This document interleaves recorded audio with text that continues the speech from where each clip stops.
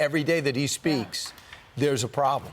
Well, and every day. He butchered LL Cool J's name, and Charlamagne the God was on the Breakfast Club with his co-host and said, to your point, because yesterday you said you were really bothered with the word boy. Yeah, I don't like it. I'm from Texas. I'm from the South. You don't call another black man a boy. And Charlamagne agrees with you, and here's his explanation for it. Talk here today for Monday, September 25th, goes to the 46th president of the United States of America, Joe Biden. A lot of people are upset that Joe Biden referred to LL Cool J as a boy. As you can hear, he corrected himself on the spot. You know why Joe Biden corrected himself? Because he's 137 years old.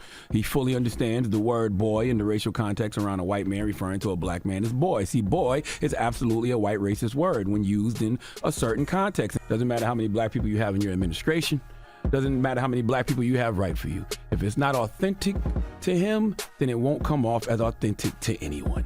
Okay, y'all keep trying to make this 197-year-old man sound cool simply because he's talking to black people, and there's nothing more uncool than someone trying too hard to be cool. What's that quote? Don't try too hard to be cool. It always shows, and that's uncool.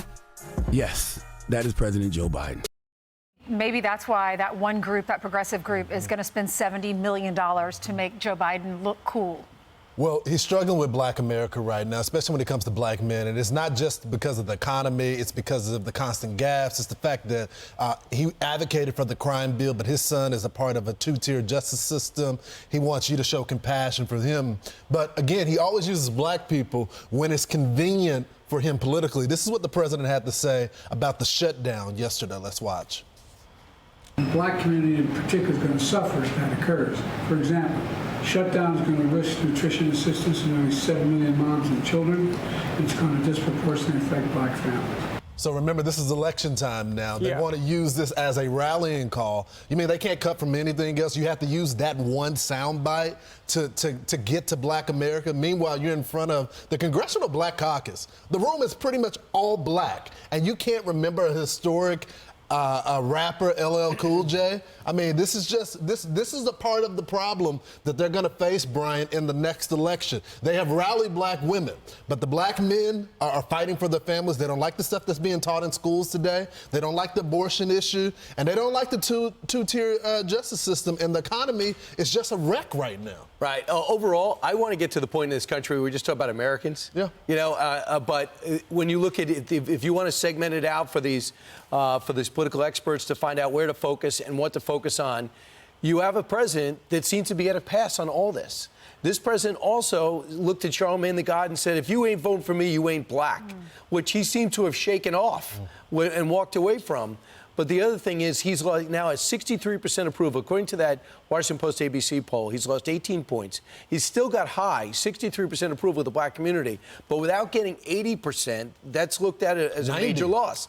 And the question is, what are the Republicans doing to win over the black community? Well, instead of just saying not to lose it, exactly right. What are they doing to win it? I love that Vivek Ramaswamy went into the south side of Chicago and went in there and listened.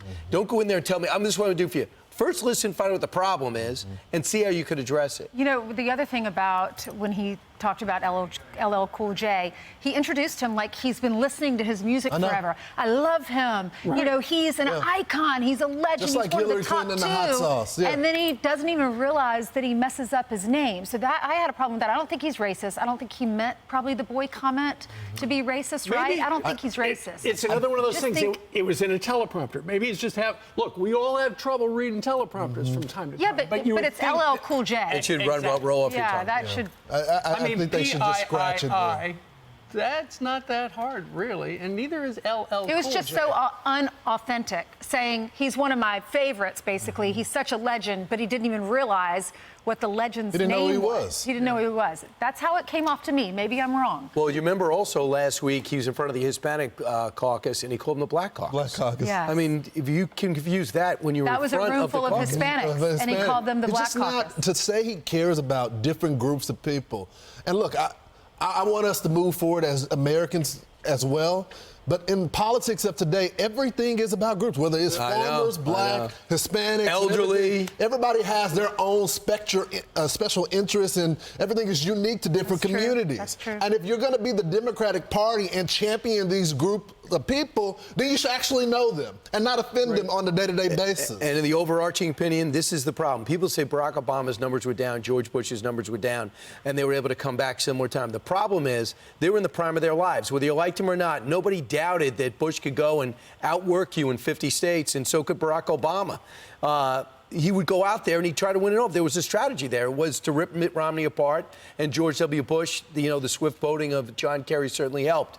But in this case, it's got to be all surrogates because Joe Biden cannot do it. It's got to be all surrogates. And I don't know if the American people want to see surrogates over the person they're going to vote for. Well, ultimately, though, all of these gaffes, all of the stumbles just add to the perception that he can't hack it, that he is too old, and that the White House is trying to protect him. They're putting things in the teleprompter. Unfortunately, he can't read them. I'm sorry. Go ahead, Ainsley. Thank you, Lawrence. There's a Harvard Caps Harris poll. It says Biden loses to Trump, Nikki Haley, and Tim Scott. And then CNN says that Nikki Haley is the only Republican with a decisive lead over Biden. She gets 49%, and Biden gets 43%. In the NBC poll. Yeah, and to your point, Brian, they say it's because not only did she have an excellent performance at the debate, and we're going to see another debate tomorrow night, she's putting in the time. She's going to all the fairs and all the events and really working. Yeah, USA today, which for the most part has leaned to the left when it comes to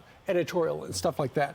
USA Today is praising Nikki Haley. They talk about her last debate as they look to the next one. And they said if the Republicans would be smart enough to choose someone with broad appeal like Haley to run against Biden, they could easily win back the White House. So USA Today thinks Nikki Haley could be it on the Republican And also, side. a special thanks to America.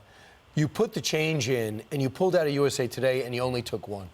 And for that, I thank you. It was an honesty thing.